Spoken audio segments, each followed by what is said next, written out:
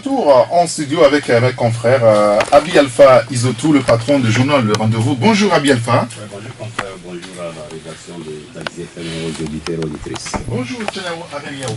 Eric, bonjour. Bonjour à toutes et à tous ceux qui nous écoutent en ce moment. Je rappelle juste que vous êtes le patron du journal Nouvelle Opinion. Voilà. Bonjour Loïc. Bonjour Eric Gator, bonjour à tous les passagers du taxi. On en profite pour saluer tous nos amis qui sont sur la plateforme de Taxi Twist. Bonjour Daniel Haïté. Bonjour à tous les confrères, bonjour aux auditeurs, bonjour aux amis qui sont sur la plateforme du Taxi FM et bonne émission. Bien. Et nous allons commencer par cette information que nous avons eue il y a quelques heures. C'est le choix qui est porté sur l'ancien ministre de l'économie et des finances, Adi Ayassor, qui entre dans le cercle très fermé des conseillers du chef de l'État. Est-ce que c'est une bonne nouvelle pour les Togolais? Abi Alpha d'abord. Merci beaucoup. Je crois que ce n'est pas une nouveauté et ça rentre dans la ligne droite, dans la logique des habitudes, des sales habitudes, je dirais, de la maison.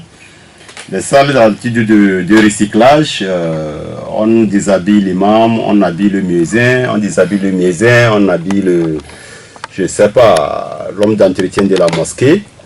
Donc il n'y a pas de surprise que M. Ayassor rebondisse à côté de son bienfaiteur en tant que conseiller spécial. D'ailleurs, aux dernières nouvelles, il vient d'être envoyé en Afrique du Sud pour une mission.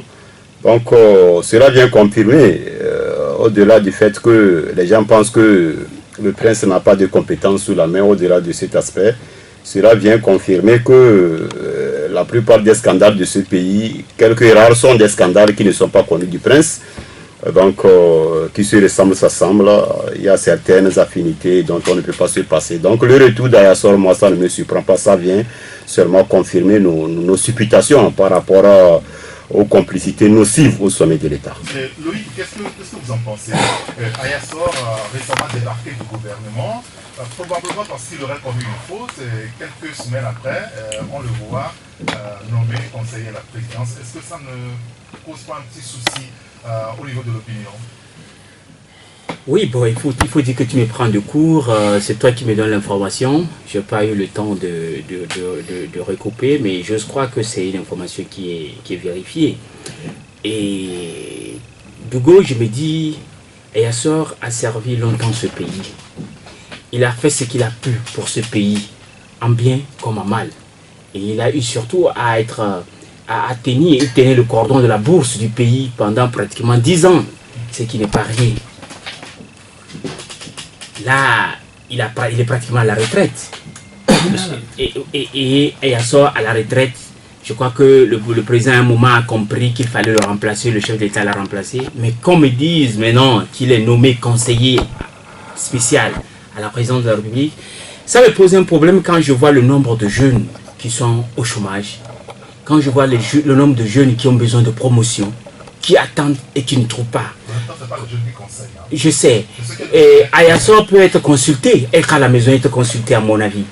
Mais ce que je ne comprends pas, c'est ce poste de conseiller qui probablement sera rémunéré, puisque jusqu'à... On ne peut pas conseiller gratuitement quand même. Il sera rémunéré et encore c'est d'autres dépenses, c'est les dépenses de l'État qui augmentent. C'est pour ça que je dis, on pouvait, à mon avis, préférer prendre des jeunes, promouvoir des jeunes. Un jeune peut être un brillant conseiller. Et c'est pas l'âge qui conseille forcément, mon cher ami. On peut être âgé et mal conseillé. On en connaît qui sont âgés autour du chef de l'État, mais Dieu seul sait, lui-même les a mis un peu à l'écart parce que leurs conseils ne vont pas dans le bon sens, n'est-ce pas? Donc c'est pour ça que je pense que je suis honnêtement assez surpris. Je me dis qu'on pouvait mieux faire et qu'il ne faudrait pas, surtout que chaque fois que dans l'opinion, quelqu'un est décrié, quand on l'enlève de son poste, que le poste de conseiller soit pour eux comme un droit. Finalement, dès qu'on enlève quelqu'un de son poste, quelque temps après, conseiller spécial, conseiller spécial, c'est pas bien au niveau de l'opinion. Les gens, ça les frustre à un moment et je trouve honnêtement que ce n'est pas bien. Je n'ai rien contre Ayassor, mais je me dis qu'il y a un jeune compétent, brillant quelque part, qui pouvait occuper ce poste, mais qui chôme. C'est une forme de recyclage, comme tout à l'heure à Abi Alpha. Le débat qu'il y avait au cours aussi la semaine dernière, c'est par rapport à ce préfet de Mango Colonel Aoté, qui a été enlevé de là et que quelques mois plus tard, on le voit à la tête de la préfecture du Golfe. Aujourd'hui, c'est Ayassor qui est bombardé de titre de conseiller spécial du chef de l'État. Oui, bon, par rapport à Ayassor, je crois que les Togolais ne seront pas surpris. Abi Alpha l'a dit tout à l'heure. Les ministres en poste aujourd'hui, je crois que on doit continuer par élargir le domaine de la présidence en construisant de nouveaux bâtiments. Parce que depuis que moi j'ai vu fort à la tête de ce pays, les ministres qui ont été sortis du gouvernement et qui n'ont pas été nommés comme conseillers, on peut le compter au bout du doigt. Et donc quand quelqu'un, un dinosaure... Ça veut dire que tous ceux qu'on débarque du gouvernement... Ils ont leur place après tout à la présidence. Allez-y chercher tous ces ministres qui ont été débarqués du gouvernement. Ils sont tous à la présidence avec ce titre de conseiller au rang de ministre. Et ce qui est un peu triste et qu'il faut avoir le courage de relever, moi je n'ai personnellement rien contre Ayassor, mais les gens avaient même prédit qu'il rebondirait plus fort. Et s'il est ministre, conseiller, je crois qu'il doit être conseiller au rang de ministre d'État, je ne sais quoi, parce que c'était le poste avec lequel il est parti. Et on ne va pas hésiter à lui donner les mêmes honneurs, les mêmes grades, les mêmes faveurs. Et c'est ça qui fait un peu mal parce que le pays, quelqu'un fort, le président de la République lui-même, est en train de se battre pour construire autrement. Ces situations-là viennent quand même hypothéquer l'élan économique du pays parce qu'un Ayassor, encore retraité, qu'on prend pour en faire un conseiller et qu'on nous dit qu'il a déjà une mission de la part du chef de l'État sur l'Afrique du Sud très prochainement, ce n'est que triste. Parce que c'est des nominations qui consomment pour rien notre budget. Oui. Et moi, je me dis que quand on veut faire les choses avec du sérieux, comme Fort a envie de le faire, il faut le faire avec toutes les dimensions. Vous savez, moi je dis que Loïc a relevé un point très intéressant tout à l'heure. Il dit quand les gens sont décriés dans la masse et qu'on arrive à trouver une solution pour soulager un temps si peu les gens et qu'on fait rebondir ces gens-là, ça ne fait qu'attrister les populations. Et moi je crois que Fort a matière à jouer pour se donner une popularité. En ce moment où tous les chefs d'État, en ce moment où tout le monde a besoin de se mettre à un niveau intéressant de la balance, il faut que le président Fort ait le courage de mettre ces gens-là que le peuple togolais décrit. Parce qu'une chose est de faire sa politique à soi, et l'autre chose est de pouvoir mettre ces gens-là. Si toutes les fois, il faut qu'on écoute certaines populations, on risque de changer toutes les choses. Non, ce n'est pas ça. Depuis là, quand nous avons un gouvernement, quand nous avons des responsables, ce n'est pas à la fois tout le monde que les gens décrient. Les gens savent ceux qui font du mauvais boulot et on en parle. Et parfois même, il y a des preuves palpables que des gens comme tel ou tel, je ne vais plus donner de nom, font le mauvais boulot. Et ces gens-là, le chef de l'État doit pouvoir les sortir et sévèrement pour que la population enfin dise « Ah, et enfin, nous avons atteint un objectif. » Ferdinand, qu'est-ce que vous en pensez? Non, moi, je ne suis pas étonné. Et, vous savez, il y a cela 10 ans ou 11 ans, je crois que c'était au mois de mai 2005, on avait fait une émission sur TV2 lorsque cette télévision était encore dans l'immeuble de 2 février. Et il y avait des journalistes de RFI qui étaient là et tout. Et j'avais dit dans l'émission que l'histoire de Faure Gnassingbé, en ce moment, il était un candidat. On rentrait dans la campagne, que Faure Gnassingbé, c'est une nouvelle sauce dans une vieille casserole, que ça ne donnerait absolument rien. Et ça m'a valu ce que ça m'a valu, mais moi je me réjouis aujourd'hui, 10 ans après, 11 ans après, d'être parmi des gens qui avaient déjà vu tôt. Parce que cette histoire de nommer des gens ou de recycler les gens, comme on vient de le dire, a bien fondement. Pourquoi on recycle certains, on ne recycle pas d'autres? Quand vous faites bien l'analyse, vous comprenez que ce qu'on recycle, c'est ceux qui ont été dans les combines avec M. Faure Gnassingbé dans la gestion de l'État. Ayassor, c'est ce qu'il a fait avec Faure Gnassingbé pendant longtemps, où ils ont géré les fonds du pays. Ils savent où ils ont placé l'argent, où ils ont investi. Non, mais je l'assume. Ils savent ce qu'ils ont investi à Singapour, en Afrique du Sud, un peu partout sur les îles. Ils savent ce qu'ils ont fait. Et quand vous allez au-delà d'Ayassor, vous voyez un ministre comme Damipi qui n'a jamais... Ça voudra dire aussi bien que le débarquement d'Ayassor n'a été que... Oui, parce qu'il était tellement décrié que on a juste déplacé un pion pour le ramener. On a vu ici la semaine dernière le cas du préfet de Mango, qu'on ne voulait pas enlever, mais qui a été finalement enlevé avec la pression de la population. Et donc, on le sort, on lui dit, bon écoute, on va régler ça entre nous, tu reviendras par... tu sors par la porte, tu rentres par la fenêtre, on va gérer notre business ensemble. Et c'est ce qui se passe. Le ministre Damipi, il a eu aussi des soucis avec lui. Aujourd'hui, il est conseiller de M. Faure Gnassingbé, il est à la présidence, il est sur plusieurs projets.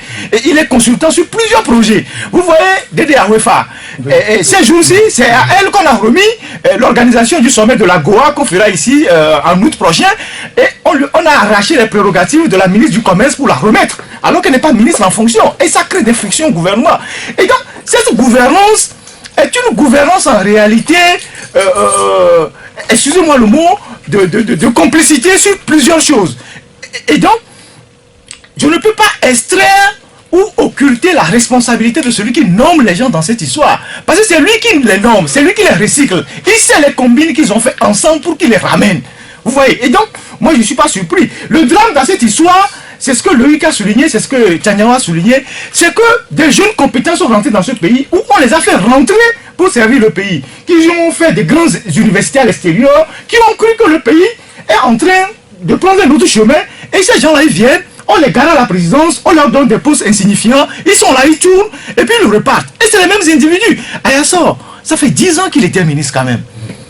Et multimilliardaire. Et ça fait 10 ans qu'il est ministre.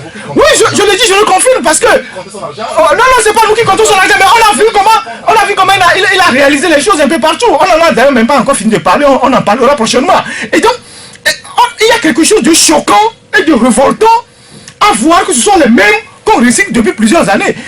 Il faudra récupérer des anciens parents de Yadema. Certains, par le poids de l'âge, ont dû quitter le navire. Mais il y en a d'autres. Les barquets sont devenus quoi? Ils sont toujours là, toujours sur des dossiers, à la présidence. C'est celui de la caisse nationale de sécurité, comment on l'appelle? Voilà. Il semble qu'on a pris un décret pour le changer et que l'ancien DG de l'UTB devait prendre la place. Il n'a jamais accepté céder le passage. Il est toujours assis là-bas. Et celui Toki, il est toujours là. Et donc, c'est les gens là qui sont là. Et c'est devenu une gérontocratie au sommet de l'État. Et on a mis un jeune qui est là et qui joue sur les pions. L'essentiel, c'est que lui, ses intérêts soient sauvegardés et il envoie les gens dans des missions obscures. Tout ça. On ne peut pas continuer par accepter ça parce que la population jeune au Togo aujourd'hui, je n'ai pas encore je n'ai pas les nouveaux statistiques, les statistiques, mais la population jeune au Togo ici aujourd'hui est très importante et que cette population jeune doit être reflétée au niveau du visage de ceux qui gouvernent, surtout qu'on n'a pas les élections locales pour permettre aux jeunes de s'exercer au pouvoir à la base. Et donc tout le monde court vers le sommet et le sommet est embrigadé par des gérontocrates. On va continuer comme ça. Permettez que j'ajoute que les gens soient un peu regardants. Très souvent, c'est monsieur ce beau monde qui est sauté et qui revient. C'est souvent des gens qui sont sautés pour des raisons scandaleuses. Vous voyez monsieur Abili Bidamon, c'est celui qu'on a vu, tout ce qu'on a vu par rapport à la douane au niveau du port. Il est sauté, c'est lui actuellement le ministre. On a parlé de Chamsi. Vous savez les raisons pour lesquelles, entre-temps, on dit qu'on l'a sauté actuellement. Il fait partie des conseillers dans les arcanes du prince. On a vu le ministre Bayoudou Kwesi. Vous savez aussi pourquoi il est parti. Vous savez actuellement ce qu'il est. Donc, quand on fait une liste, c'est des messieurs qui sont sautés sur la base des scandales. C'est eux qui reviennent c'est-à-dire en pas de géant pour s'installer. Bon, c'est un peu triste pour ce pays. Oui, à propos du retour, du comeback du ministre Ayassor, je voudrais relever que notre pays souffre. Le Togo a de sérieux problèmes. Les sérieux problèmes, c'est lié au fait que les gens qui sont aux affaires ont toujours des béquilles sur lesquelles ils comptent. Et c'est le renouvellement des gens comme Ayassor qui fait que le pays ne marche pas. Le pays va à reculons parce que quand Ayasso revient et qu'il a la présidence, il va créer des tentacules avec d'autres barons. Et ils vont faire leur réseau la mafia. pour faire la peau à tous ceux qui leur ont ravi des vedettes à quelques C'est la Cosa Nostra. Et ils vont toujours faire passer leurs pions.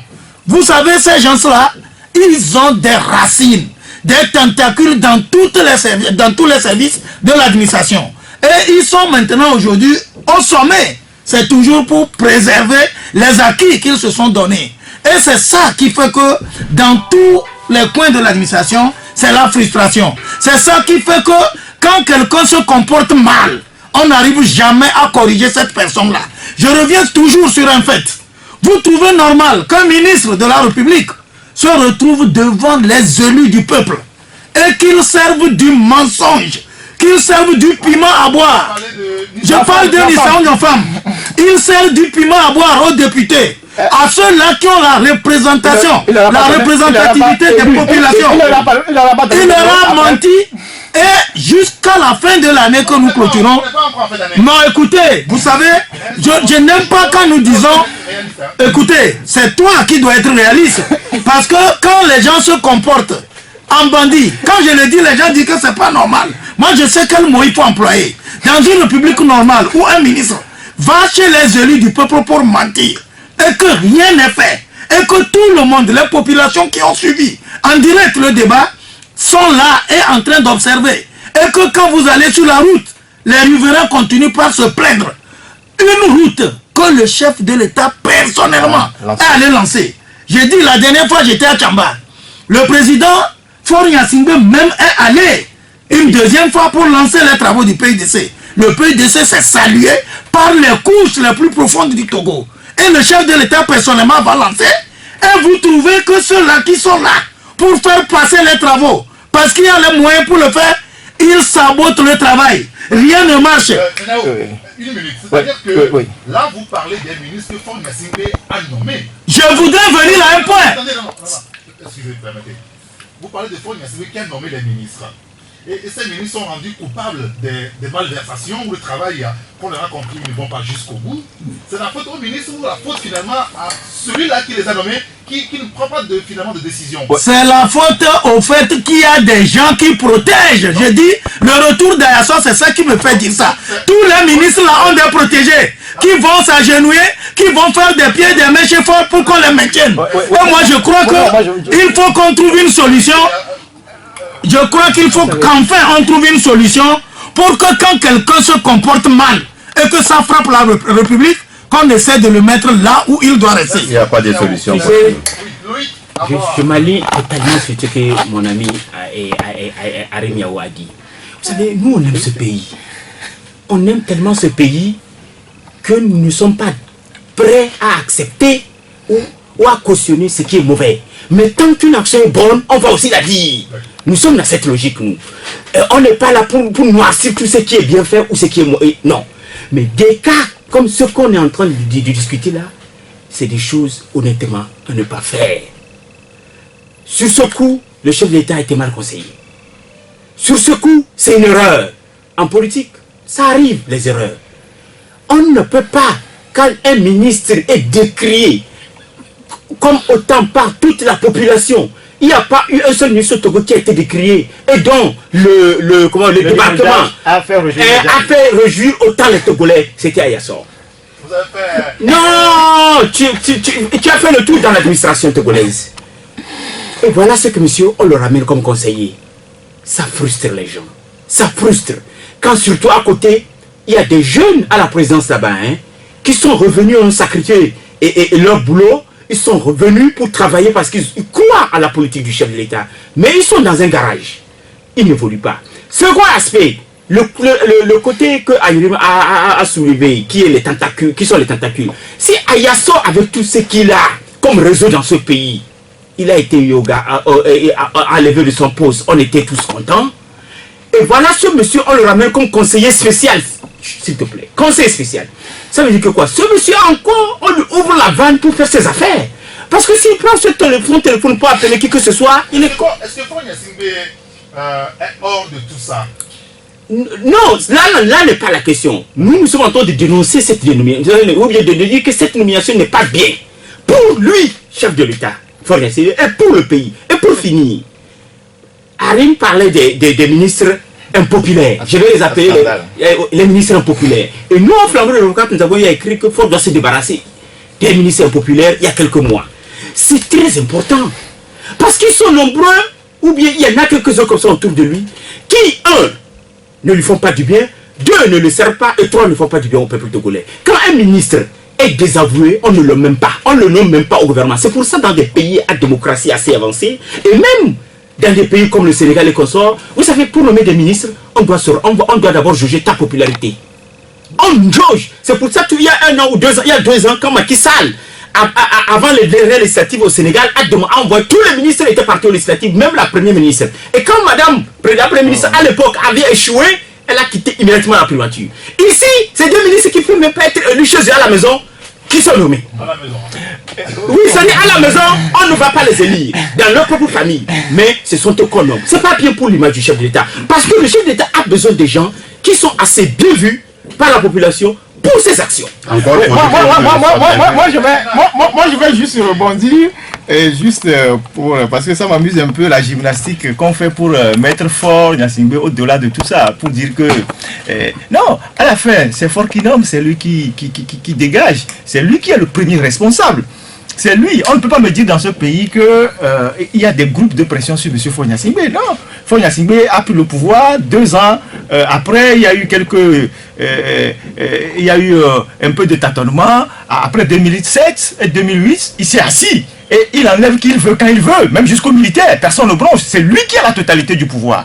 C'est pour ça que moi, je reviens toujours à mon raisonnement. À savoir que s'il garde ces gens-là, c'est parce qu'ils ont besoin de se protéger, ils ont fait des business ensemble. Regardez cette histoire de la route de Lomé-Vaugan, qui a été décriée, et que les députés ont interpellé le ministre Niofam. Et le ministre Niofam, c'est sous lui qu'il y a eu tous les grands scandales de route au Togo ici. Attendez, les contournements, c'est Niofam. Les routes qui sont abandonnées actuellement, c'est Niofam. La route Lomé-Vaugan, c'est Niofam. C'est sous lui qu'il y a eu tous les grands scandales des routes. L'histoire des 10 milliards, c'est devenu l'histoire de la poule et de l'œuf. On ne sait pas où est-ce que l'argent est passé. Personne ne connaît là où l'argent est passé aujourd'hui. Mais, pour autant, ce monsieur a toujours maintenu à son poste. S'il est maintenu par celui qui l'a nommé, malgré ce scandale, c'est qu'il y a quelque chose qui les lie. Il en est de même pour Ayassor. Donc, moi je pense que, tel que fonctionne... Quand on vous écoute, vous voulez qu'on l'enlève aussi, Missaou Niofam. À quoi bon d'enlever des ministres et que quelques semaines après, on le retrouve à la présidence comme conseiller spécial du chef de l'État? Quand dans un pays normal, un ministre s'est rendu responsable, où il y a des soupçons de détournement qui touchent ce ministre-là, je crois que pour l'honneur du gouvernement et l'image du pays, on enlève du gouvernement pour qu'il réponde de ses actes. L'histoire de la route, parce que l'histoire de la route Vaugan et Lomé-Vaugan, c'est une preuve de ce qui se passe au ministère des Travaux publics. Il n'a pas pu faire la route, mais on a débloqué l'argent. Où sont passés les 10 milliards? Et il va à l'Assemblée, il dit aux députés que d'ici la fin de l'année, la route sera totalement bouclée. Mais là, on a 21 jours, la route est toujours là, on n'a même pas encore repris les travaux. Et donc, quand c'est comme ça, un chef d'État qui dit être quelqu'un qui veut mettre le pays dans la modernité, il prend ses responsabilités. S'il ne le prend pas, c'est parce qu'à un moment donné, il est complice de ça. Ils ont mangé l'argent ensemble. C'est tout. Abi Alpha, c'est pour ça que vous parlez du bébé Niasse dans votre article hier. Oui, évidemment, bon, le bébé Niasse, c'est ça là, c'est plus inspiré par le départ de Adjamé et de l'autre côté avec la volonté de Ford Gnassingbé qui n'a pas l'intention de voir la fin de ses jours c'est-à-dire à la tête de l'État. Ça fait problème, tu sais, si c'est que c'était vraiment un paradis qu'on nous servait, on aurait dit que bon, tu sais, ailleurs c'est des royaumes, puisque les populations ne se plaignent pas, les royautés continuent. Ici, chaque maillon de l'économie tombe. Quand on me dit que un truc comme l'OTR, un maillon de l'OTR qui est comme la douane, on l'attend d'elle par mois 22 milliards et actuellement il n'arrive pas à faire qu'à peine 8 milliards. Quand on me dit qu'actuellement les marchandises ne sortent plus du port autonome de Lomé, et que c'est le port de Cotonou et le port de Tema, d'Accra qui reçoivent les conteneurs qui sont censés être dépotés ici.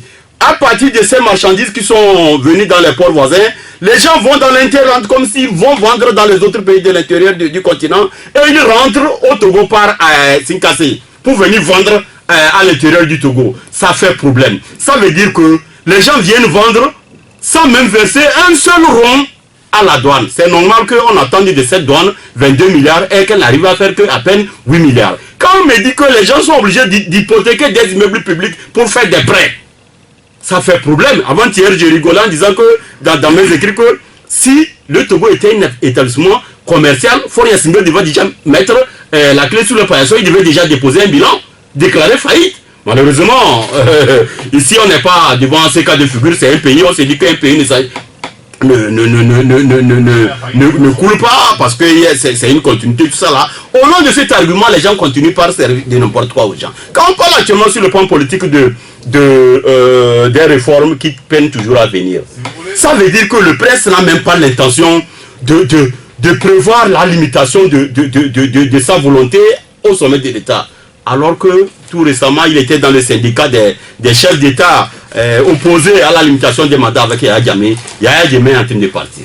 Je ne dirais pas qu'il est pire que Yahya Jammeh parce que ce monsieur aussi, à un moment donné, lui, au-delà de ce qu'on dit là, chez Yahya Jammeh, ce n'est pas possible.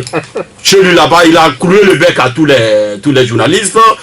Certains qui sont reconnus coupables de certaines reproches, les gens des corps des êtres humains ont été jetés à la mare au crocodile. Quand on récite ce que ce monsieur-là, qui est venu, un simple lieutenant qui est venu pour réclamer ses primes d'une mission de l'ONU. Il est venu, ils sont 3-4, ils sont venus devant Daouda Jawara pour dire bon, on est revenu de l'ONU, pourquoi ça tarde à ce qu'on nous paye? Ils sont venus et puis Daouda Jawara a paniqué, lui pense qu'ils sont préparés pour un coup d'État. Il a fui le bureau, le monsieur en bon enfant de charlatan, il a pris le pouvoir depuis 22 ans, il a fait son devoir. Mais ça n'a pas empêché qu'un jour il dise que ça suffit, c'est arrêté. Monsieur le presse n'a même pas encore rêvé un jour servir quoi que ce soit au Togolais, ça fait problème. Alors, on va revenir, lorsqu'on va faire la pause, on revient, on va parler de la décentralisation. Quelle suite après cette même atelier sur la question, on va parler de la tenance politique avec ce que vous évoquez en Gambie, et probablement au Ghana également. Tout n'est pas encore clair dans ce pays. Quelle leçon pour le Togo et son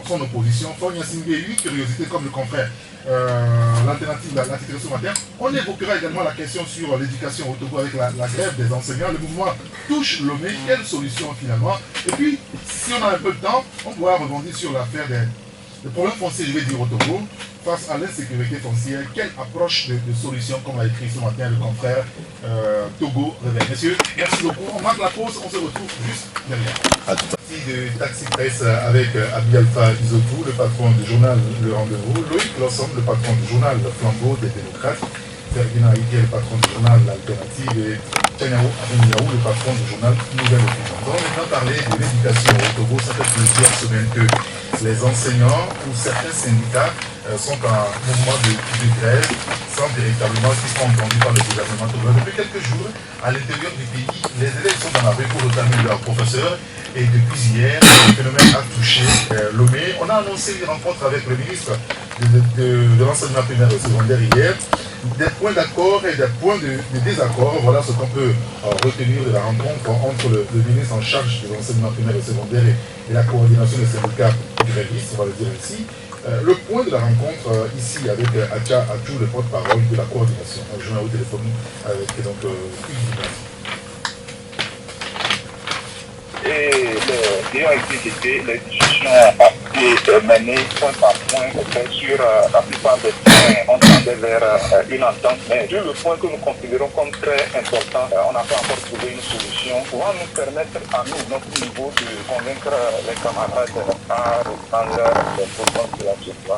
Alors justement, quel est le point qui est le plus important pour vous? Non, c'est le point important sur le statut particulier. Donc, à défaut de ce statut, nous disons pour l'heure, il faudrait qu'on puisse octroyer la prime d'indemnité de logement pour la prime de salissure, la prime de nuit. Qu'est-ce que le gouvernement propose sur ce point? Voilà, c'est à l'âge que nous allons essayer d'expliquer. Nous invitons tous les camarades à l'âge de stabilité au temps communautaire afin pour qu'on puisse échanger. On va débattre ensemble et vous trouver là-dessus. Le mouvement de grève continue ou bien vous êtes prêt à l'échange? Non, on a une grève qui court et qui finit aujourd'hui. Donc la journée de aujourd'hui va être consommée et là je veux samedi nous permettre pas de prendre une décision. Donc la rencontre jeudi avec votre ministère de tutelle a été un échec selon vous? Moi je dis plutôt ça a été salutaire. Seulement sur le point là nous pensons qu'on peut trouver aussi nos réponses avec l'autorité. Donc vous allez mettre un peu d'eau dans votre vin? Un peu d'eau, ça dépend de ce que tu appelles eau. Nous avons mis beaucoup. Ce qui est salutaire, c'est on nous a considéré comme ce doigt. Acha Adjou, le porte-parole de la coordination des syndicats, les 4 syndicats joints au téléphone par Udivino Atiko. Ferdinand, vous avez lancé le débat puisque ce matin vous avez traité du sujet. Finalement, le gouvernement est en train d'entendre la voix des syndicats, on peut le conclure ici, puisqu'il a rencontré hier, malheureusement. On n'a pas trouvé d'issue, mais est-ce que le gouvernement a déjà fait un petit pas en les convoquant pour les écouter? Je crois que s'ils se sont vus, c'est une bonne chose. Ils se sont vus jusqu'à tard hier dans la nuit, mais je constate que ça fait partie des stratégies du dilatoire que le gouvernement a toujours affiché vis-à-vis des problèmes des enseignants. Cette histoire des enseignants, ça fait déjà 4 ans qu'on a le même phénomène. Les grèves, les enfants dans les rues, les cours sont considérés comme faits, les enfants qui délogent les autres, on tire des gaz lacrymogènes, certains sont blessés. On a encore en mémoire les événements de Dapan. Alors, celui qui est l'autorité suprême du pays, n'a-t-il pas le temps pour recevoir les enseignants? Parce qu'il gouverne le Togo pour les Togolais. Et que les enseignants ne soient pas rencontrés par le chef de l'État. Mais je pense qu'il est là pour ça. C'est pour ça qu'il est là-bas. Si ces ministres sont dépassés, il est le président de la République. Il avait annoncé les états généraux de l'éducation. Il doit ménager son temps pour au moins trouver une trentaine ou une heure de temps pour écouter les enseignants. Parce qu'après tout, c'est des Togolais. Parce que ce qui se passe dans ce pays, c'est extrêmement grave. Parce que c'est l'éducation de nos enfants. Nous sommes tous ici, ils sont tous des parents. C'est l'éducation de nos enfants. Et nous sommes quand même scandalisés et révoltés de voir que nos enfants sont à la maison ou sont dans les rues au lieu d'être dans les classes. Parce qu'on n'a pas l'argent pour payer payer les enseignants. Parce que tout tourne autour de l'argent. Tout tourne autour de l'argent. C'est une revendication sur le point des primes de logement. Ça fait une quarantaine d'années que c'est une revendication de 40 ans. Excusez-moi. 40 ans. C'est une revendication de 40 ans. Il n'y a pas de gens dans ce pays qui font autant de sacrifices que les enseignants. Il faut avoir le courage de le reconnaître et de le dire. C'est les enseignants, ils sont dans les villages, ils sont dans les bourses où il n'y a pas d'eau, il n'y a pas d'électricité. Oui. Ils enseignent. On a vu cette image.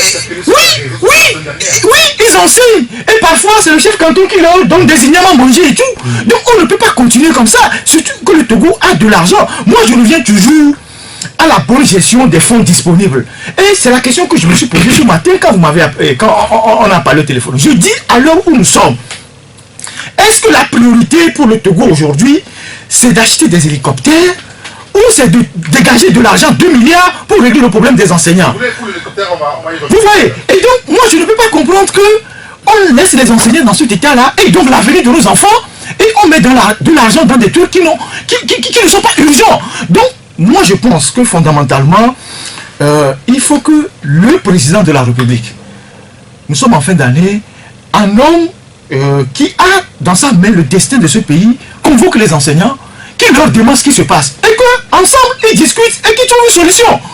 Si la cagnotte que nous avons actuellement ne suffit pas pour qu'on règle leurs problèmes, il n'a qu'à leur dire que, écoutez, donnez-moi un peu du temps, on a des difficultés financières, d'ici janvier, d'ici mars, d'ici avril, on va pouvoir régler vos problèmes. Parce qu'au moment où nous disons qu'il n'y a pas d'argent pour les enseignants, il y a de l'argent pour augmenter les salaires des députés.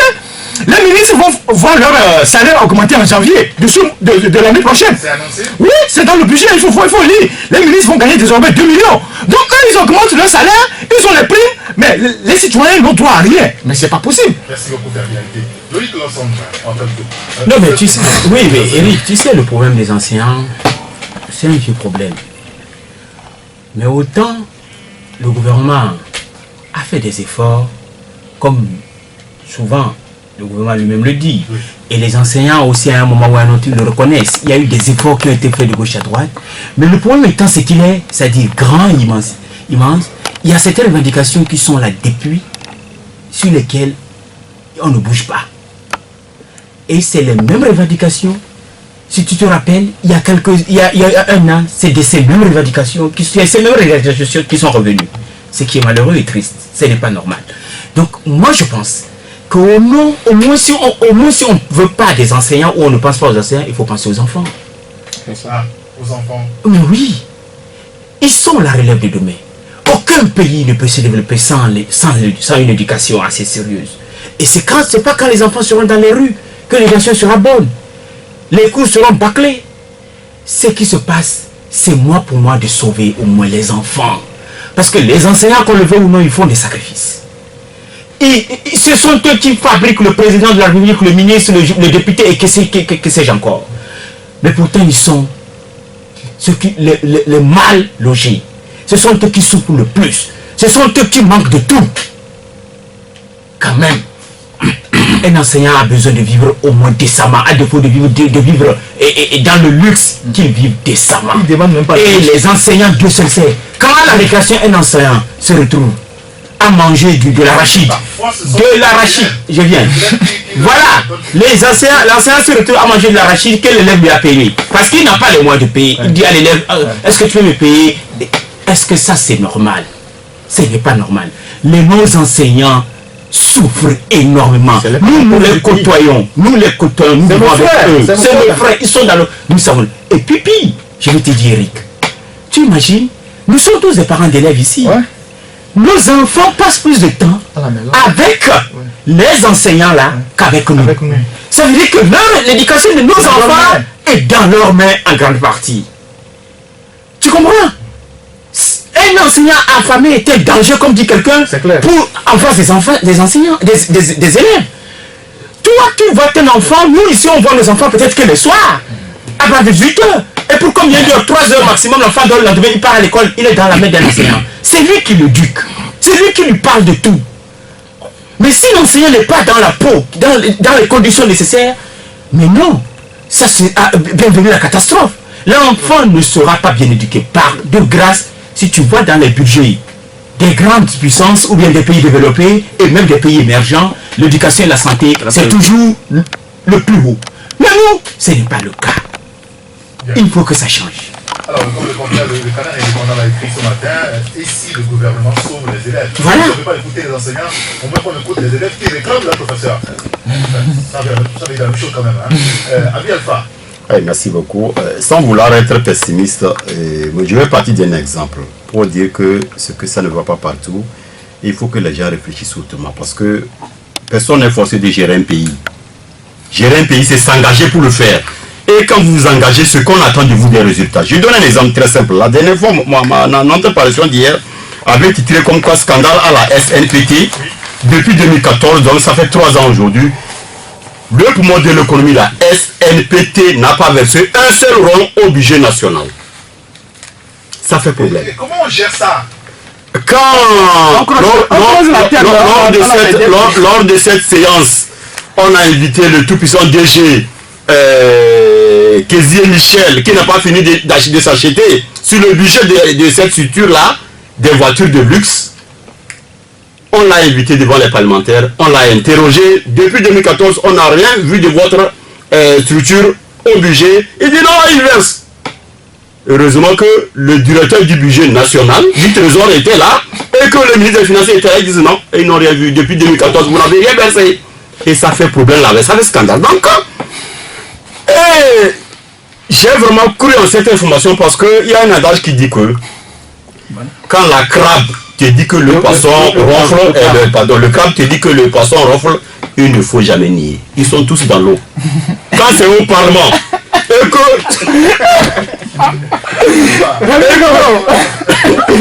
Non, on n'a pas de ça. Quand le crabe te dit que le poisson ronfle, il ne faut pas nier. D'accord. Ça, c'est Michel Kézié qui dit qu'il verse, et c'est le directeur du ministre des Finances et le directeur du Trésor public qui dit que tu ne verses rien. Devant un parlement majorité RPT unir, c'est déjà très très porteur.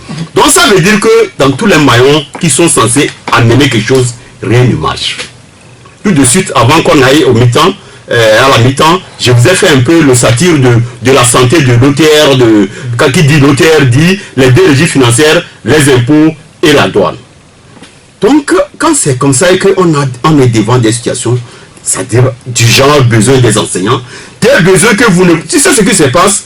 Quand tu épluches les revendications des enseignants et que tu te mets à la place des autorités, tu te dis que sur ce point, ils vont dire du jamais vu. Quand on parle de primes de salissure, nos autorités n'ont jamais entendu parler de ça. C'est des revendications, c'est-à-dire dans les pays voisins, ça ne fait plus partie des revendications. C'est automatiquement. On a dépassé l'étape là.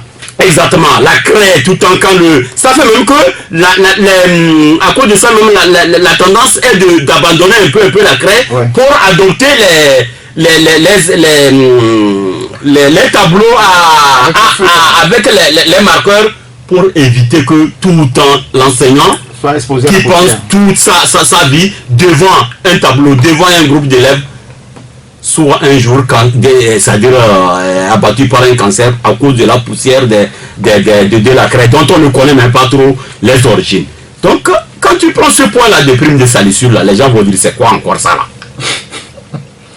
Vous comprenez, hier, les revendications, les négociations, ils sont séparés à 22h30, à ce que je sache. Rien n'a filtré des revendications. Moi, je m'y attendais, mais je suis content que ça ait commencé. Parce qu'il faut, à un moment donné, ils se sont dit que laisser les enseignants, quand ils seront fatigués, ils vont se taire. Je ne crois pas. Parce que la gangrène est trop visible maintenant. C'est trop.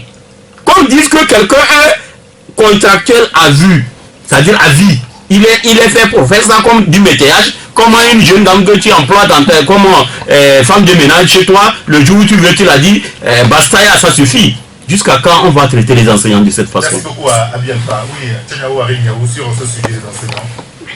C'est quand même intéressant. Avant de venir au sujet, oui, je voudrais dire que, à l'entame de ce débat, j'avais déjà dit que notre pays a des problèmes. oui. Et ces problèmes sont énormes et lourds. J'ai dit lourds et énormes parce que tout à l'heure, Abi Alpha nous a démontré qu'à la SNPT, où on extrait, on n'achète rien. On extrait. Mais on investit. Le phosphate, on investit pour les machines, on extrait gratuitement et gracieusement le phosphate, mais on ne verse rien au trésor.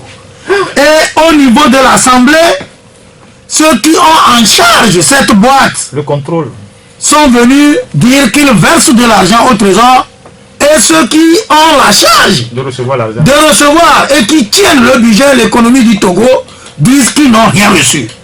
Face à cette situation, qu'est-ce qu'il faut faire? On est en face des responsables bandits que l'État refuse de sanctionner. Ceux qui tiennent la SNPT et qui ne versent pas, écoutez, je suis sérieux, et qui viennent à l'Assemblée. On peut employer les non, mais il n'a rien dit de moi. Quel mot je vais employer quand on me met à la charge d'une structure? Je viens devant les élus du peuple. J'ai dit je verse de l'argent. Et les élus et ceux-là qui doivent percevoir cet argent disent nous n'avons rien reçu. Donne-moi le mot et je l'emploie. Et moi je dis que c'est des bandits et c'est l'impunité. L'impunité fait partie des difficultés que nous avons jusqu'à la gestion de nos écoles. Soyons sérieux. Je me dis toujours dans quel pays nous sommes. Nous sommes allés en congé, en vacances. L'année passée a été une année scolaire paisible où on n'a pas connu de ces troubles. Et ceux qui ont en charge l'éducation du pays, je veux parler des ministres, à tous les niveaux confondus, ces ministres savaient les possibles revendications des enseignants. Ce n'est pas du neuf. Nous avons eu des vacances beaucoup plus élastiques. À cause du sommet, on est allé au-delà des attentes de la rentrée. Est-ce que si les gens sont sérieux, on dit gouverner, c'est savoir prévoir et anticiper sur les événements. Est-ce que si ceux-là qui gèrent l'école sont sérieux, ils devraient attendre qu'on grève pour discuter avec les enseignants? J'ai dit non. Lorsque vous connaissez mes problèmes, vous m'appelez en premier. C'est comme j'ai une dette. J'ai une obligation envers quelqu'un. Je sais que je suis endetté. Le premier, je l'appelle, je dis, ah mon frère, je reconnais tant, mais la situation est un peu difficile. On verra jusqu'à tel moment. Oui. Mais néanmoins, je peux te trouver ça. Les enseignants devaient faire marche de soutien. Mais on a attendu que les gens soient au temple, qu'ils soient dépassés et qu'ils soient maintenant obligés de commencer par relancer leurs revendications. J'ai entendu dire que les ministres au début, il faut approcher les syndicats. Ils ont dit qu'ils ne vont jamais les recevoir. Mais c'est quelle voyoucratie? Vous ne voulez pas recevoir ceux qui ont en charge de déclencher l'économie, de déclencher le développement, de déclencher les soins de nos populations, de déclencher la construction de nos routes, de notre pays dans l'ensemble. C'est l'école. Aucun pays n'émerge quand il n'a pas d'intellectuel. Et vous blaguez avec ça. Il y a des pays où les gens ont été 1000 fois dictateurs. Mais la santé, l'éducation, salut. Cuba. Le Cuba est là, c'est un modèle. Même au niveau de la Guinée, de la Gambie. Allez-y voir comment la santé se porte là-bas. Allez-y voir comment l'école se porte. Les ministres en charge de l'éducation qui ont failli, qui ont attendu que ce soit fort. Parce que Ferdinand disait tout à l'heure que le président peut recevoir les enseignants et les ministres qu'on a placés, qui ont connaissance des problèmes. Je voudrais même dire que Faure Gnassingbé doit commencer par sortir hors du gouvernement tout ministre qui dira sur instruction de Faure Gnassingbé. On les a mis pour faire quoi? Il faut savoir, même ceux qui font ça à tout niveau, celui qui dit sur instruction de Faure Gnassingbé, il faut le sortir. Allez-y voir le président, dites-lui, ah monsieur le président, nous avons tel problème, je voudrais dire ceci, le président vous dira, c'est bien va faire, mais tu n'as pas besoin de dire, donc c'est Faure qui doit dire de recevoir les enseignants avant de les recevoir. Non, il ne faut pas créer du flou dans ce pays. Et quand les gens font ça, il faut les sanctionner. À cette allure-là, Faure va sortir tout le gouvernement en commençant par elle va sortir tous les ministres en commençant par le premier des ministres. Bon, ça c'est une parenthèse. Après, vous aussi, là, donc, moi je voudrais juste profiter de ce micro pour lancer un appel au gouvernement et principalement à Faure Gnassingbé, parce que ce qui se passe dans l'éducation est, je le répète, extrêmement inquiétant et grave. Nous savons déjà le niveau que nos élèves, nos enfants ont. Tous les jours, on dit le niveau baisse, le niveau baisse. Quand vous lisez, vous prenez le temps de lire, par exemple, des devoirs des élèves, même des étudiants, vous voyez le niveau. Alors, on ne peut pas se permettre encore de nous amuser avec l'éducation de ces enfants-là, dont le niveau est déjà bas. Et donc, moi, je l'invite. Parce que c'est comme ça que ça commence. Moi, je l'invite. Moi, je l'invite à sortir de sa tour d'ivoire. Parce que l'impression qu'on a aujourd'hui, c'est qu'on a l'impression d'un homme qui est un peu dans sa tour d'ivoire. Il pense que bon, il est coupé. Donc, il faut qu'il sorte de sa tour d'ivoire pour prendre dans la main cette histoire des élèves. Parce que les élèves, tout le monde en a à la maison. Nous tous, on a des enfants qui vont à l'école à la maison. Le militaire a des enfants. Le policier a des enfants. Le gendarme a des enfants. Le journaliste a des enfants. Celui qui travaille au port a des enfants. Donc, nous avons tous des enfants qui vont à l'école. Alors, si l'avenir de nos enfants doit être hypothéqué, parce que le gouvernement est dans l'incapacité, ou ne peut pas donner une suite aux revendications des enseignants, on ne sait pas ce que ça va donner. Je rappelle que en République centrafricaine, j'oublie, j'ai un tour de mémoire sur l'année, c'est les revendications des enfants qui ont amené des soucis à Bokassa. Donc, je m'arrête là. Monsieur, merci beaucoup sur cette question liée aux enseignants. Nous allons maintenant parler d'un autre sujet qui est aussi important, on va le dire ainsi, la question de la décentralisation. Vous savez, ce sujet a quand même retenu l'attention de toutes les populations depuis plusieurs années. Le gouvernement congolais a aussi toujours promis de décentraliser les choses et d'organiser les élections locales. Sauf que depuis plusieurs années aussi, on n'a jamais vu cette question se traduire dans les faits. Cette semaine, il y a eu une discussion qui a été de nouveau enclenchée sur la question de la décentralisation. Loïc, vous avez lancé le débat, puisque dans votre parution hier, vous fustigez à peu près l'hésitation du gouvernement. Pour vous, ça hésite de trop, finalement. Oui, et Eric, et comment vous appelez ça, la décentralisation, qu'on le veut ou non, c'est une marche obligatoire. Le Togo doit y aller vers cette décentralisation. Et rappelez-vous, les premiers tests ou les premiers tests ont été sur la décentralisation ont été adoptés depuis 1998. 98. Et rappelez-vous, à l'époque, c'était un très bon test. Et c'est ici que les Burkinabés sont venus. Les Maliens. Les Maliens sont venus s'inspirer de notre test. Ils sont repartis et ils ont organisé ou bien créé leur décentralisation. Aujourd'hui, hier ou bien 3 jours, en début de semaine, c'est à l'hôtel Sarakawa qu'une grande messe sur la décentralisation a été organisée. Des experts venus de partout dans le monde. Et même, tiens-toi bien, des experts venus de ce pays que je viens de citer, qui étaient venus s'inspirer, maintenant, quelques années viennent nous donner des leçons sur leur expérience de la décentralisation. Alors, c'est pour ça que nous, on dit qu'on hésite trop. En réalité, tout ce qui est sorti... Alors, pourquoi cette question fait autant ou crée autant de psychose, finalement, au niveau des gouvernements? C'est la grande question. Et c'est à celle-là on a répondu en disant les calculs politiques ne doivent pas être au-dessus du développement des populations à la base. Parce que le premier souci que cette décentralisation va régler, c'est ce que le ministre lui-même a dit dans son discours à Sarakawa, c'est que les populations souffrent trop et qu'il est inévitable, on doit y aller. La représentante du premier de Togo, Madame Kaliata Diallo, a dit la même chose, qu'il faut qu'on y aille.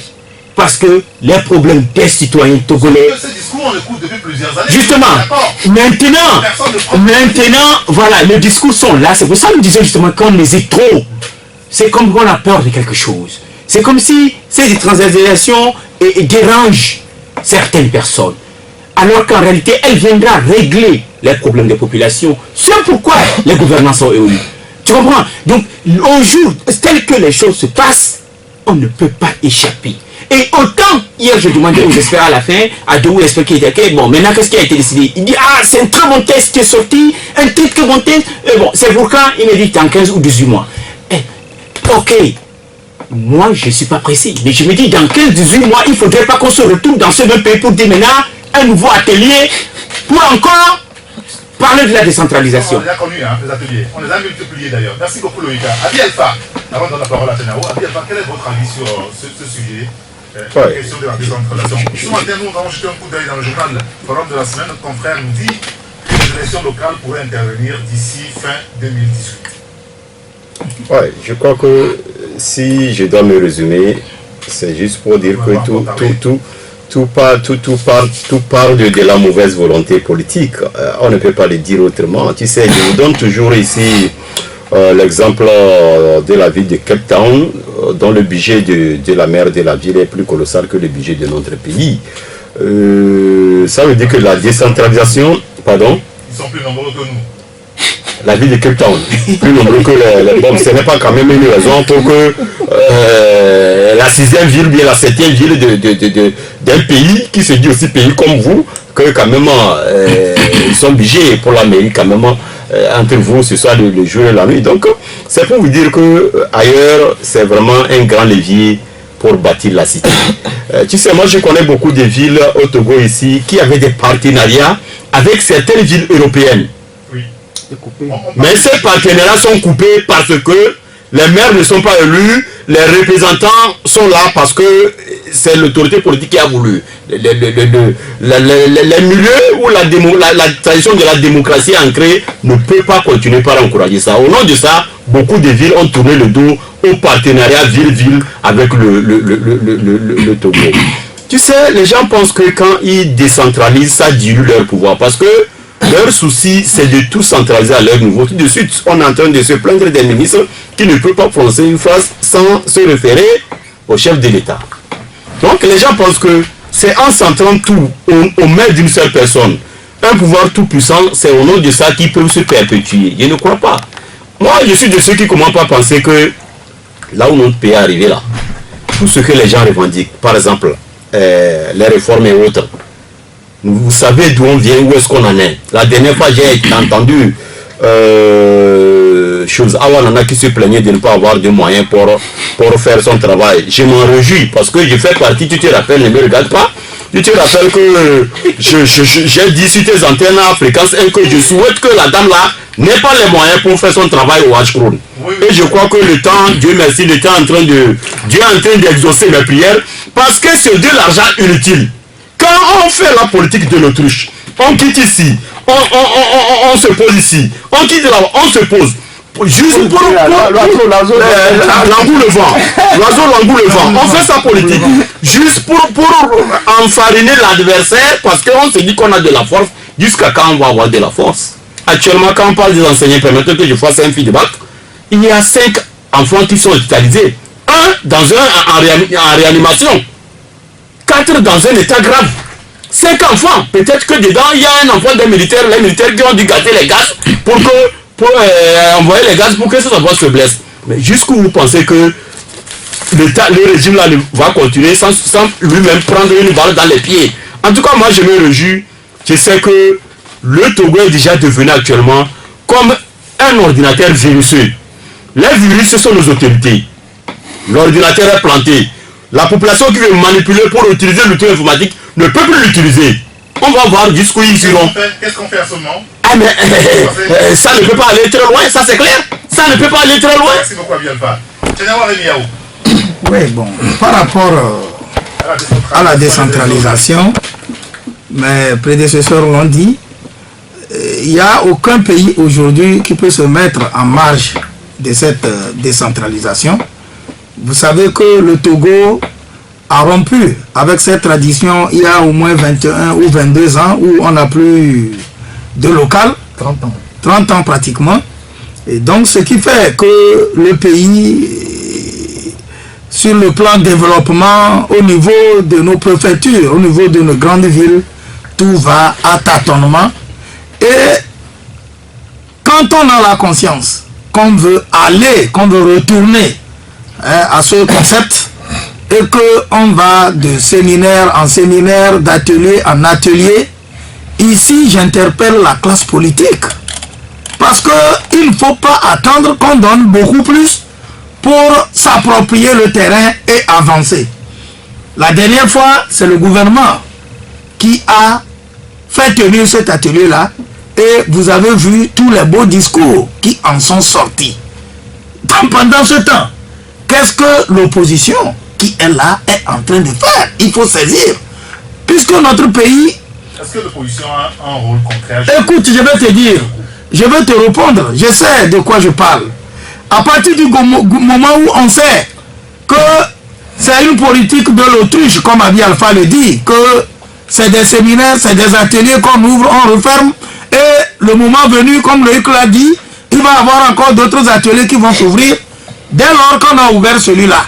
Et qu'il y a encore le temps pour aller aux discussions, pour aller déballer tout et déblayer le terrain pour arriver effectivement à ces élections-là, comme quelqu'un le disait tout à l'heure, qu'on a annoncé que d'ici 2018, on pourra, ce n'est pas on ira. Et donc toute la classe politique doit pouvoir dès maintenant saisir l'opportunité de ce temps. Pression sur le gouvernement. Pas forcément pression, quand je dis les acteurs, il y a ceux qui sont aux affaires, il y a aussi la société civile, il y a aussi la population, il y a également les politiciens de l'opposition.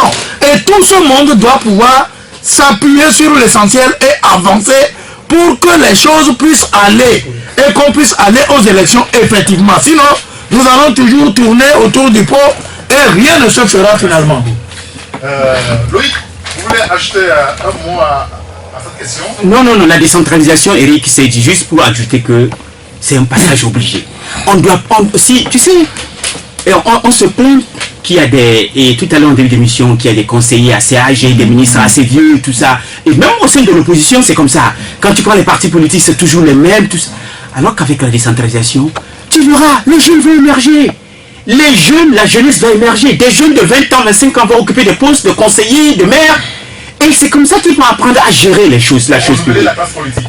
Ça va renouveler la classe politique, mais ça va apprendre aux élus à savoir gérer la chose publique. Tu sais, quand tu as 61 matin, tu es un ministre, alors que tu n'as jamais occupé de poste, tu ne comprends pas que c'est la chose publique. Tu deviens arrogant, comme dit mon ami Arim Yaossu, une femme. Un matin, on l'a nommé ministre des Travaux publics, alors qu'il était un banquier quelque part à la BTD.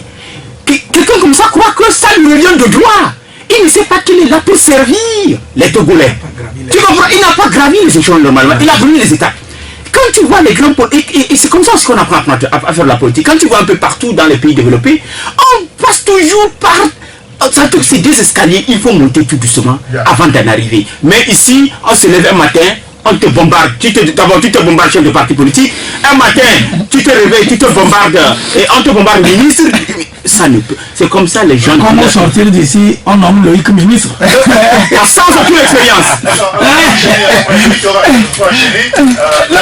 Non, je n'ai pas encore parlé de la décentralisation. Attendez que je parle de la décentralisation. Moi, je le dis et j'insiste dessus. Ça fait quand même des années que je dis ça. Un système dictatorial ne se décentralise pas. C'est un concept politique.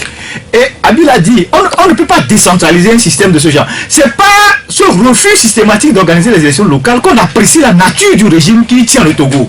Parce qu'on ne décentralise pas une dictature. Je suis désolé de le dire. Ça, c'est des conceptions politiques. Et donc, ils ne feront jamais les élections locales. Parce que les élections locales vont diluer, comme on vient de le dire, leur pouvoir et leur emprise sur le pays, et ça va fragiliser le système. Donc ils ne le feront pas. Maintenant, c'est tout le mal qu'ils font à ce pays. Moi, j'ai encore l'acte des ateliers de 2002, que le cas évoqué tout à l'heure, où il y avait les experts maliens, tout ça qui était venu, j'ai ça. Et dans cet acte-là, de 2002, on voit bien que, quand vous lisez, ils sont même allés très loin. Par exemple, une région comme la région des Plateaux, ils avaient jugé trop grand et ils l'ont scindé en deux. À savoir, Plateau Est avec chef-lieu Atakpamé et Plateau Ouest avec chef-lieu Palimé. Une manière de permettre à cette zone qui est tellement riche d'avoir un développement endogène. Vous voyez. Et donc aujourd'hui, on a remis tout ça en cause parce qu'on ne veut pas, la décentralisation. Au-delà, c'est le mal qu'ils font à la jeunesse. C'est ce que lui qui vient de dire.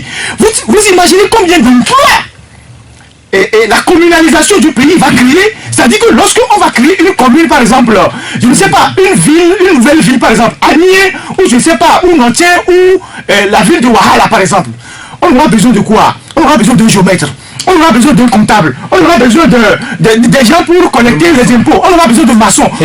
C'est des emplois qu'on va créer. Sur tout l'ensemble du territoire, vous imaginez le nombre d'emplois qu'on va générer. Et vous imaginez le nombre de jeunes aujourd'hui qui sont au chômage, qui a fait facile, qui a fait le droit. On a besoin de tous ces gens-là dans les municipalités pour signer les contrats. Donc les gens sont là, ils font des immédiats. Donc, ceux qui refusent aujourd'hui la décentralisation, vous voyez le mal qu'ils font à la jeunesse de ce pays. Et vous voyez le mal qu'ils font à la jeunesse parce qu'ils empêchent aussi une génération de classes politiques nouvelles d'émerger. Parce que s'il y a la décentralisation aujourd'hui, il y aura même des journaux, il y aura même des journalistes régionaux, il y aura des journaux qui vont émerger dans les villes de l'intérieur, il y aura une presse locale qui va émerger parce que il y aura des financements pour les journaux parce que la presse municipale a besoin, la municipalité a besoin d'avoir des journaux.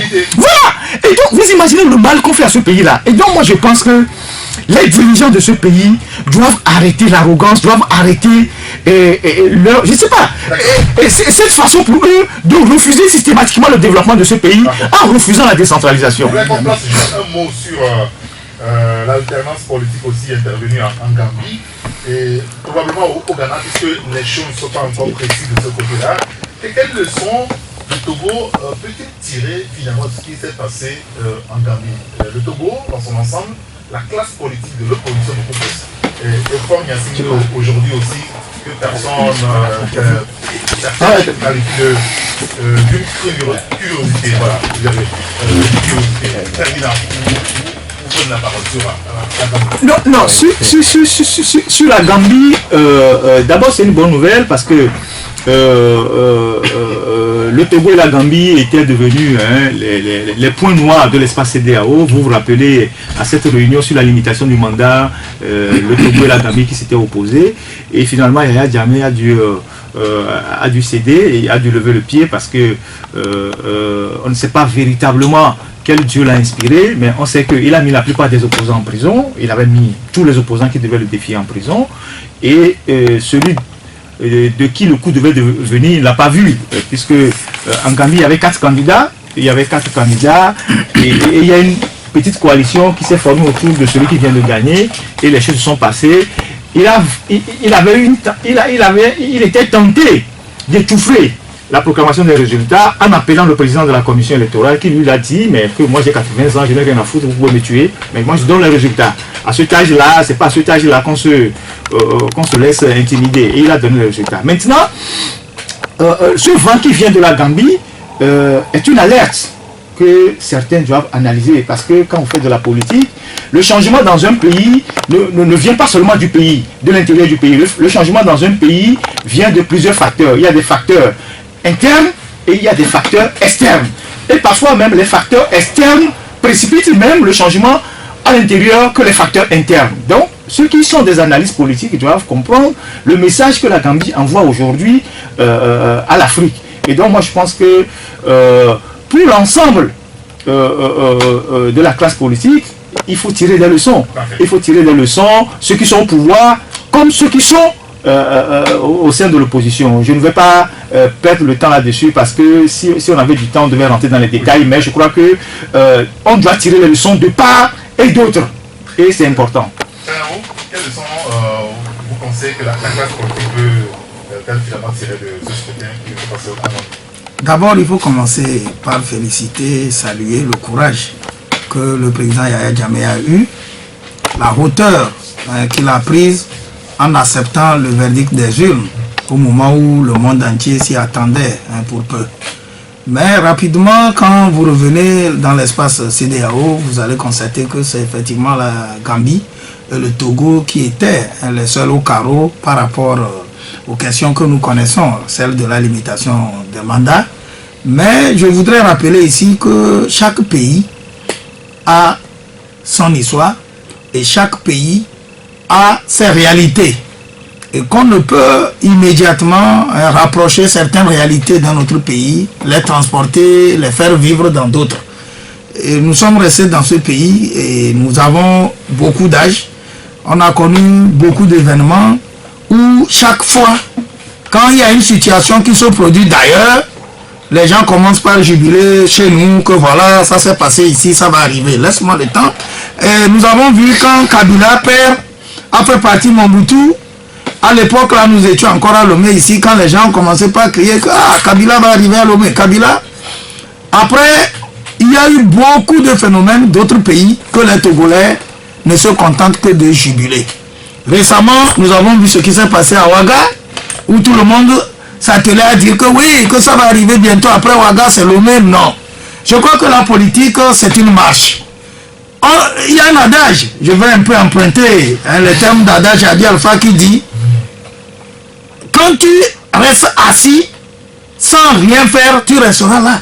Parce que les Togolais ne peuvent pas rester sans rien faire et dire que ce qui s'est passé en Gambie va se produire au Togo. En Gambie, nous avons la scène. Tout le monde connaît ce qui s'est passé. Il y a un candidat que l'opposition a porté haut et le candidat là, dans l'humilité, a eu un comportement. Et quand bien même, il n'y a qu'une élection à un tour avec un mandat non limité, la victoire a été possible. Possible parce que... C'est-à-dire que sans les réformes au Togo ici... Non, je ne veux pas parler des réformes. Je veux dire, sans... Même quand le mandat n'est pas limité, même quand l'élection est en un tour, depuis que l'opposition allait aux élections face à ce pouvoir, l'opposition, si elle s'était organisée, elle allait peut-être gagner les élections.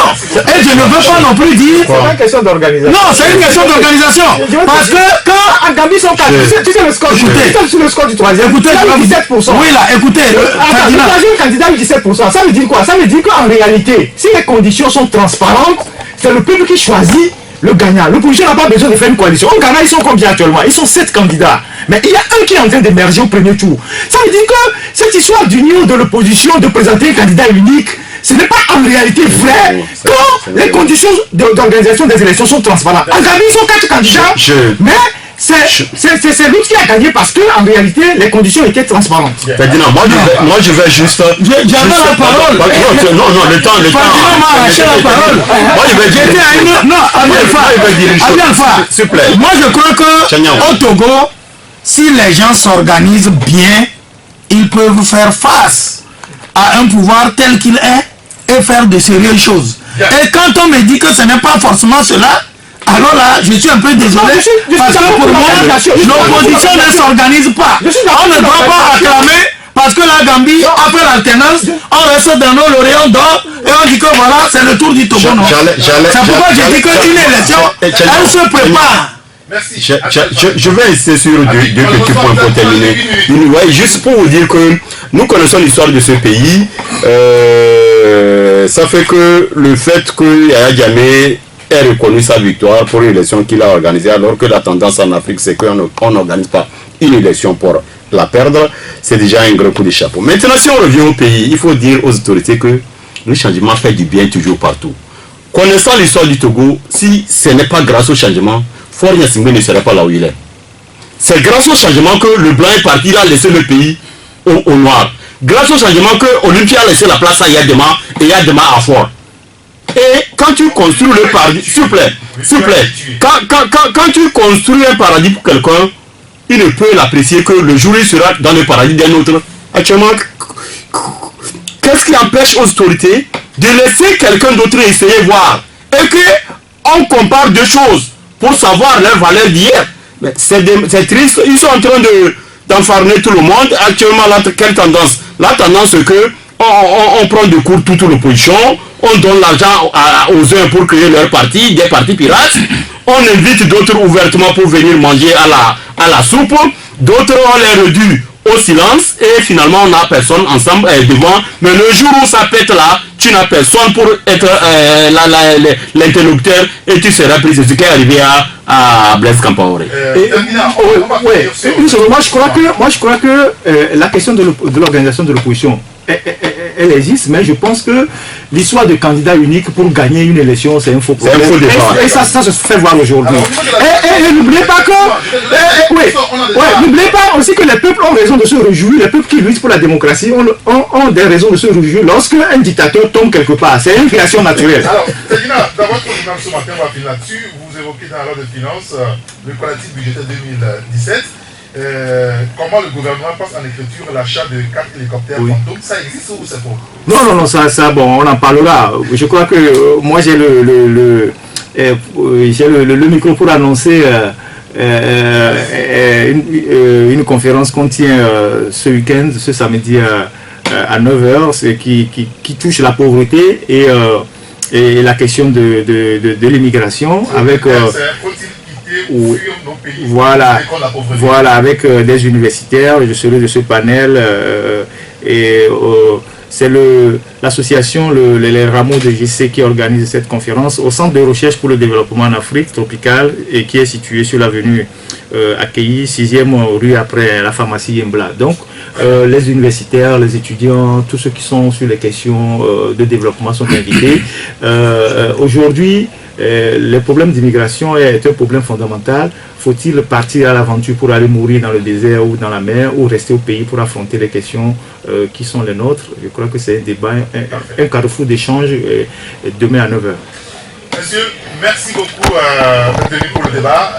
Loïc Lawson, le patron du journal Flambeau, le démocrate, Fermina Haïté, le patron du journal Alternatif, Abi Alpha gère le journal Le Rendez-vous et Tchaniaou Aremiaou, le patron du journal Nouvelle Opinion. Merci de nous avoir suivis. Vous pouvez écouter la rediffusion de cette émission lorsqu'il sonnera minuit sur nos antennes. Nous vous retrouvons la semaine prochaine pour une nouvelle aventure sur la radio. Appelez-moi Eric Gator. À très bientôt. Au revoir.